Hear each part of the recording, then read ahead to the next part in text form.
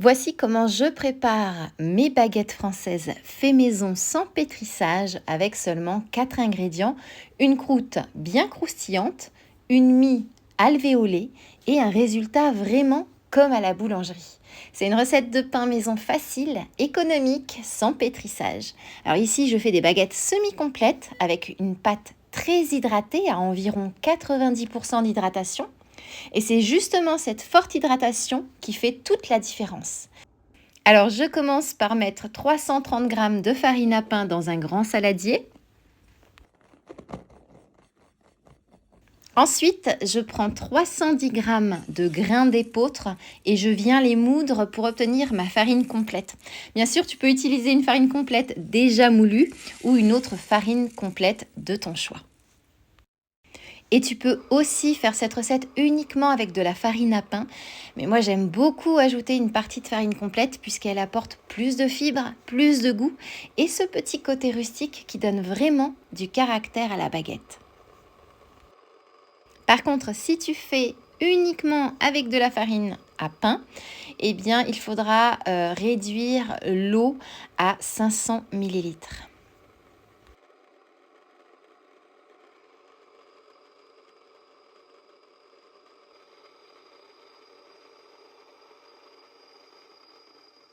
J'ajoute ensuite 10 g de sel et je mélange rapidement les farines avec les mains.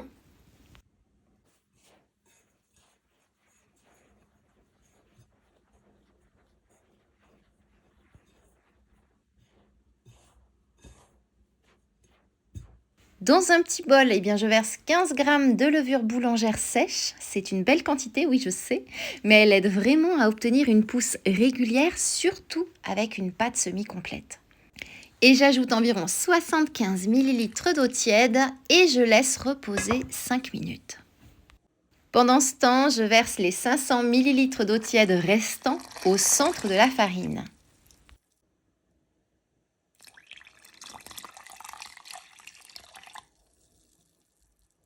Et j'ajoute ensuite ma levure réhydratée.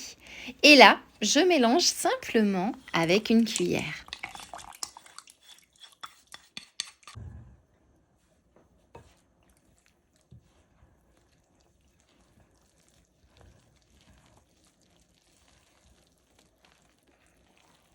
On veut vraiment juste obtenir une pâte bien mélangée et très souple.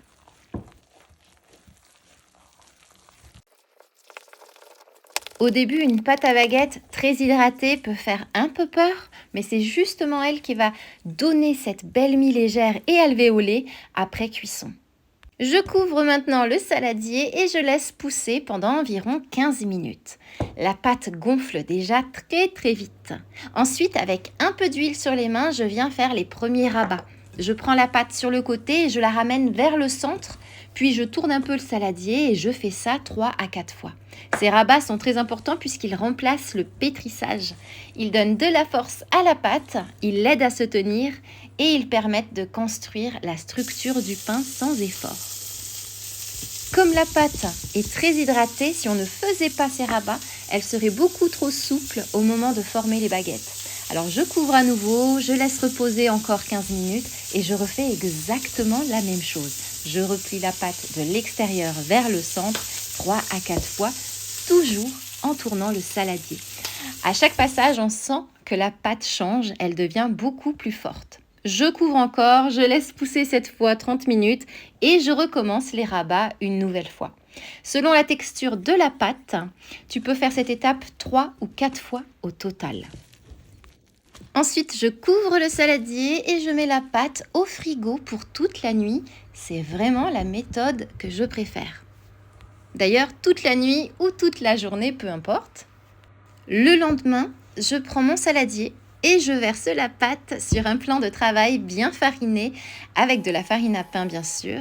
Et là surtout, on ne dégaze pas la pâte, on la laisse descendre presque toute seule sur une surface bien farinée. Elle est encore pleine de bulles, pleine de vie, et c'est exactement ce qu'on veut garder pour avoir une mie bien alvéolée. Je farine également le dessus, puis avec une corne de boulanger, je divise la pâte en 4 parts. Et chaque part va devenir une baguette.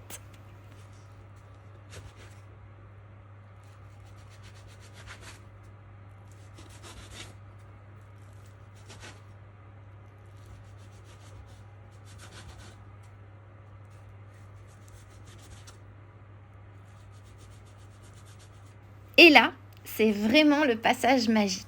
Je prends simplement chaque morceau, je l'étire sans aucun effort et je le dépose directement sur une plaque recouverte de papier cuisson. La pâte est souple, elle s'étire hyper facilement, mais elle a assez de force pour garder sa forme. Les baguettes se forment toutes seules, il n'y a pas de pouce supplémentaire.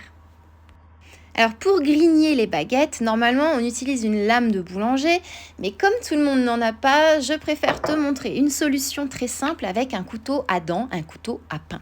Je le graisse légèrement avec un peu d'huile, puis je fais des entailles assez profondes sur les baguettes. Et quelques secondes après, on voit déjà les entailles commencer à s'ouvrir. C'est un très bon signe. Et pendant que j'ai fait tout ça, j'ai préchauffé mon four à 250 degrés pendant environ 20 minutes. Moi ici, j'utilise un four ventilé et dans mon cas, il garde déjà énormément d'humidité pendant la cuisson. Donc, je n'ajoute aucune vapeur. Au contraire, je laisse la porte collée contre le four pour que l'excès de vapeur puisse s'échapper. Cette étape, elle est essentielle si tu veux réussir tes baguettes. Il ne faut pas fermer complètement la porte de ton four. Et j'enfourne tout de suite les baguettes à 250 degrés pour environ 25 minutes. Et voilà, 4 baguettes françaises maison bien dorées, croustillantes, bien alvéolées et préparées avec de bons ingrédients. Franchement, c'est le genre de recette qui donne envie de ne plus acheter de baguettes. Avec mes ingrédients bio achetés en gros pour ma part et cuisson comprise, les 4 baguettes me reviennent à environ 1,67 £. En euros, ça fait environ 1,92 € pour les 4 baguettes bio, donc environ 48 centimes la baguette. Et ce que j'aime aussi avec le pain maison, c'est pas seulement l'économie que tu fais, c'est qu'on reprend la main sur ce qu'on mange et aussi sur notre santé. Dans un vrai pain, il n'y a pas besoin d'une longue liste d'ingrédients, pas besoin de sucre ajouté non plus, pas besoin de conservateurs inutiles.